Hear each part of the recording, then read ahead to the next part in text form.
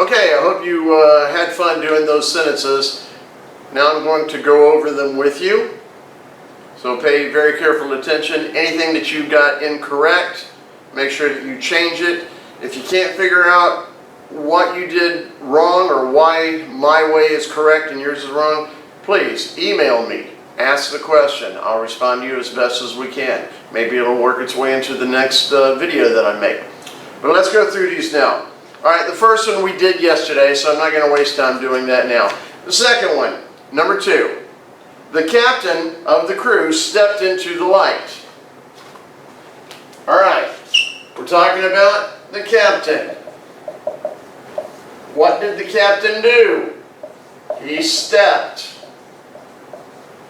Back to the beginning. What kind of captain? The captain. What other kind of captain? Prepositional phrase, of the crew. Of is your preposition. Crew is the object of the preposition. What kind of crew? The crew. Notice I put the tail. Make sure you've got that tail. Just a reminder, if you do it like that, that's wrong. Don't do that. Alright, captain of the crew stepped into the light. Into is a preposition. So prepositional phrase, into light is your object of the preposition. What kind of light? The light. Alright? So that's the way that it should look. Pause this video and make any corrections that you need to. And now I'm going to go on to number 3.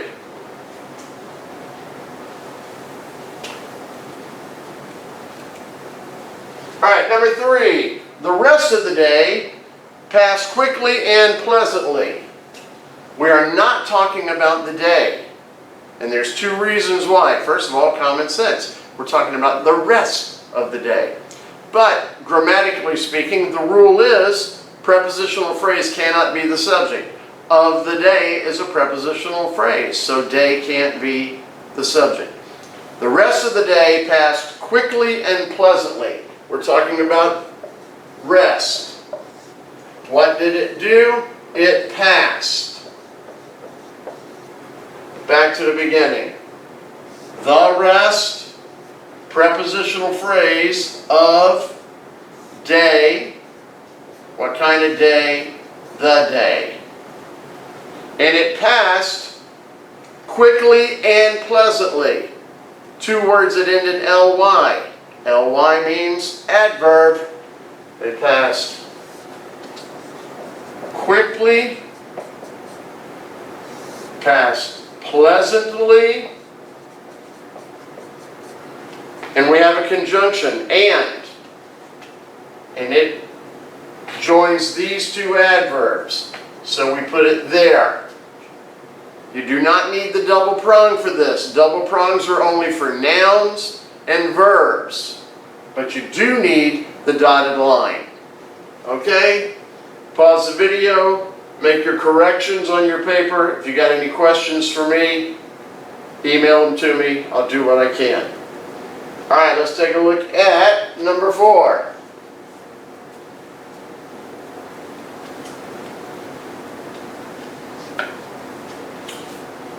A small wooden chest stood against the wall. We're talking about a chest. Draw the structure. What did that chest do? It stood. Back to the beginning. What kind of chest? A chest. Small chest. Wooden chest. All of those are your adjectives. Even though A is an article, it's functioning as an adjective. And where did it stand? Here's your prepositional phrase. Against, that's your preposition. Wall. What kind of wall? The wall. A small wooden chest stood against the wall. If you did anything different, make those corrections. See if you can figure out what you did wrong or why you should have done it this way.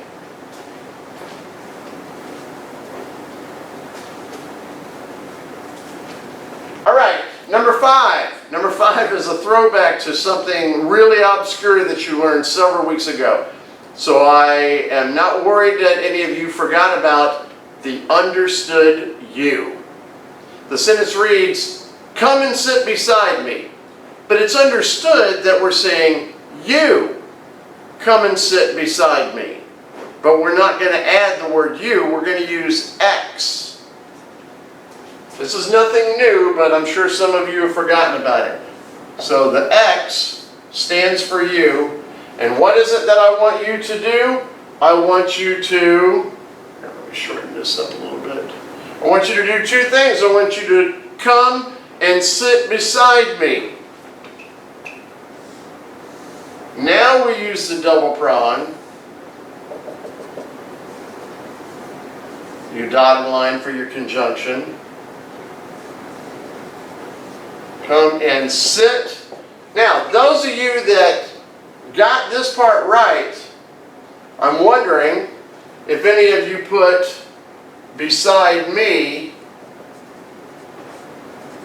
here.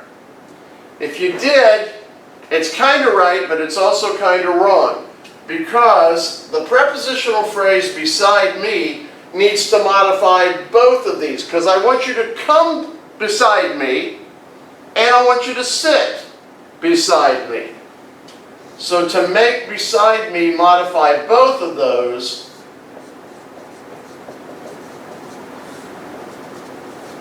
we bring the structure back together and then put our prepositional phrase underneath of it. If you put it over here, you beside me come and sit. No, that doesn't sound right. It probably isn't right. In that case, it definitely isn't right. This is the way that it should be. Not to worry, I won't put this one on a quiz for you. All right, I'm ready to move on to number 6. Rain fell in our area for 7 days. What are we talking about? Rain. Write it down, draw the structure. What did the rain do? It fell. Now we go back to the beginning. Anything describe rain? What kind of rain? No. So we're going to leave it blank. If nothing describes it, don't put anything under there. All right, it fell. When, where, or how? We're looking for adverbs. Where did it fall? In our area. In is a preposition, so our prepositional phrase is in area. What kind of area? Our area. We have more in the sentence to use though. It fell for 7 days. For is a preposition, so our prepositional phrase is for days. What kind of days? 7 days. That's how that one's done. All right, we're ready for number 7. The people on the roads smiled and waved. We're talking about people. Draw your structure. What did these people do?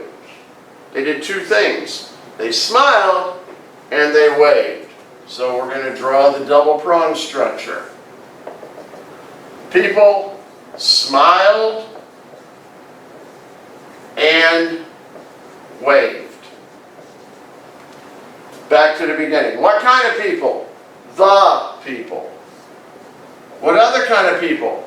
Prepositional phrase, on roads.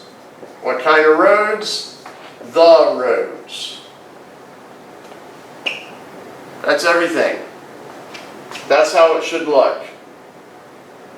That's every word. You've got to diagram every single word. There's a place for everything. So put everything in its place. All right. Number 8 is a fun one. For those of you that are boating enthusiasts, we were tied up along the waterfront. We, that's your subject. Write it down. Draw the structure. You've got a linking verb. Were. Is, are, was, were, am, and forms of the word be. Were. Linking verbs have to link to something. So what were we? We were tied up. Now some of you might have just put we were tied and then put up as an adverb because up tells you where or how we were tied. Okay, if you did it that way, I'm not going to say that's wrong. But I like a complete action. So we were tied. What does that mean? We were tied. I have 4 points and you have 4 points. It's a tie game. See, it's not real clear. But if we say we were tied up, now you have a mental picture of something else. So this makes it more complete. I like to work with complete action. All right, now back to the beginning. Nothing describes we, so we're going to leave it blank. We were tied up. Where were we tied up? Along. Along is your preposition. So your prepositional phrase is along front.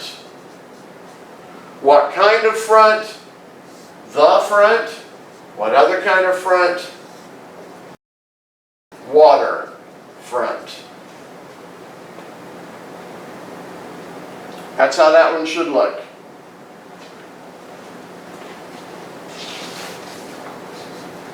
All right. Number 9. In the fields were small herds of cattle and sheep. This one's a tricky one.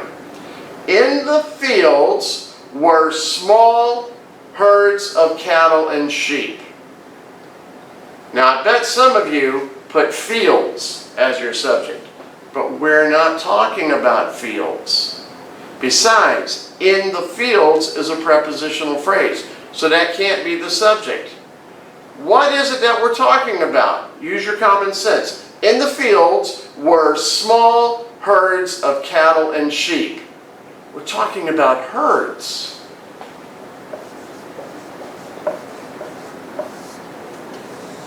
And we've got a linking verb, were. So even if you were having trouble figuring out what the subject is, you know that were is your linking verb and it's got to go there. So you want to think to yourself, well, were, what is it going to link to? And what were, okay, herds were. Make it make sense. If it doesn't make sense, it's probably not right. If you put fields here, forgot about the preposition, and you just put fields, does the sentence say that fields were somewhere? No. Herds were somewhere. Now, where were these herds? In the fields. Remember this from yesterday's lesson, the very first one that we did. In the fields is a prepositional phrase. Your linking verb has to link to something. And in this case, it's linking to a prepositional phrase. So don't put it down here. You got to put it up here. How do we get a prepositional phrase on top of the noun baseline? The pedestal. Now you draw your prepositional phrase structure. Were in fields. What kind of fields? The fields. Herds were in the fields. It makes sense. If it sounds right, it probably is right. If it sounds wrong, it probably is wrong. But hey, we're not finished yet. We got more to go. Back to the beginning. What kind of herds are we talking about? Small herds. What other kind of herds? Herds of, there's your preposition, of cattle and sheep. Two things, and those are both nouns. So that means we're going to have your double prong. Cattle and sheep. In the fields were herds, small herds of cattle and sheep. Sometimes our sentences are not in sequential order. The words are jumbled around a little bit. It still sounds right, but this will help you making sense of what the sentence actually is saying. All right, so make it look like that. And now let's take a look at number 10.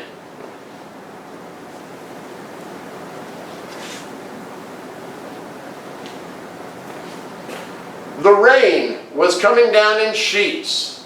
What are we talking about? Again, rain. We got a linking verb, was.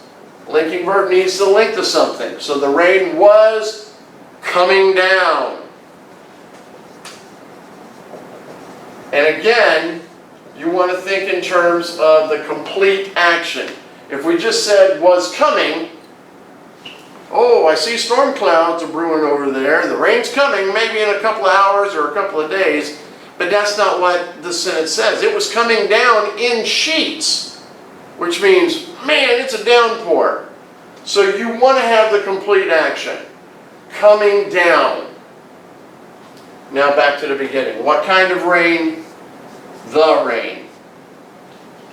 Was coming down. How is it coming down? In sheets. There's your prepositional phrase. In is a preposition. Sheets is the object of the preposition. Alrighty. That's the first 10.